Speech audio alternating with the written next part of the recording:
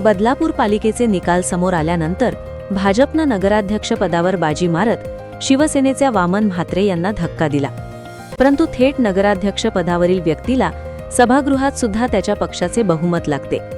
अन्यथा त्यांच्या विकासकामाचे ठराव बासनात गोंडाळून ठेवावे लागतात. बदलापूर नगरपालिकेत भाजप व राष्ट्रवादीमध्ये निवडणूकपूर्व युती करून कॅप्टन आशिष दामले यांनी 8 जागा आणि कायमस्वरूपी उपनगराध्यक्षपद पदरात पाडून घेतले. एकूणच महायुतीमधील 3 मित्रपक्षातील भाजप आणि राष्ट्रवादी एकत्र विरुद्ध शिंदे शिवसेना अशी लढत झाली.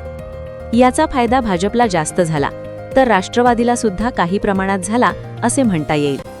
भाजपच्या अनेक जागा फार कमी फरकानं निवडून आल्या. त्यामध्ये मंत्री कॅप्टन आशिष दामले यांचे स्वतःचे नेटवर्क आणि राष्ट्रवादीचा मोठ्या प्रमाणात शहरात असलेला विखुरलेला मतदार यामुळे भाजपच्या अनेक नगरसेवक पदाच्या जागा आणि नगराध्यक्ष पदाचा विजयात राष्ट्रवादीच्या या मतदारांचा मोठा हातभार लागला असे म्हणता येईल.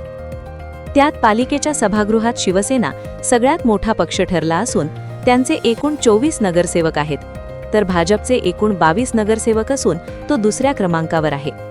तर मंत्री कॅप्टन आशिष दामले यांचे 3 नगरसेवक असून त्यांचा गट 3ऱ्या क्रमांकावर आहे. सभागृहात कुठलाही ठराव मंजूर करताना एकूण 25 नगरसेवकांचा पाठिंबा आवश्यक आहे. भाजपचे संख्याबळ एकूण 22 असल्याने त्यांना कुठलाही प्रस्ताव मंजूर करताना आपल्या युतीतील राष्ट्रवादीच्या 3 मतांची गरज कायम लागणार असल्याचे स्पष्ट होते. मंत्री कॅप्टन आशिष दामले हे अत्यंत मुरलेले आणि परिपाक राजकारणी म्हणून सातत्याने सिद्ध झालेले आहेत. मागच्या टर्ममध्ये त्यांनी वामन म्हात्रे यांना नगराध्यक्ष पदावर निवडून आणले होते. त्यामुळे शिवसेना शहर प्रमुख वामन म्हात्रे यांचे तितकेच मैत्रीपूर्ण संबंध आहेत. त्यांचे राजकीय कौशल्य लक्षात घेता येणाऱ्या काळात प्रत्येक महत्त्वाच्या घडामोडीत राष्ट्रवादीला विश्वासात घेऊनच भाजपला काम करावे लागेल.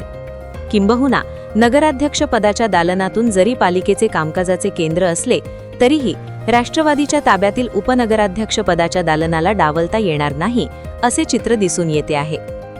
पालिकेच्या कामकाजात उपनगराध्यक्ष पद हे शोभेचे पद असते, परंतु बदलापूर पालिकेच्या कारभारात हे पद आकडेवारीच्या गणितात निर्णायक असणार आहे.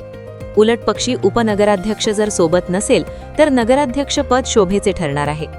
अत्यंत कमी वयात कॅबिनेट मंत्रीपद मिळवण्याची किमया करणाऱ्या कॅप्टन आशिष दामले यांना भूल थापा देऊन वेळ मारून नेता येणार नाही हे सुद्धा स्पष्ट आहे. त्यात भाजपच्या समोर विरोधक म्हणून वामन म्हात्रे यांच्यासारखा 24 तास राजकारण करणारा नेता आहे. त्यातून लोकांच्या वाढलेल्या अपेक्षा पूर्ण नाही करता आल्या तर काय हे सुद्धा भाजपसमोर आव्हान असेल. तुम्हाला काय वाटतं? पालिकेचा कारभार सुरळीत चालेल? सांगा कमेंट बॉक्समध्ये. बघत रहा आपले बदलापूर, 1,60,000 दर्शक संख्या असलेली परिपूर्ण वृत्तवाहिनी.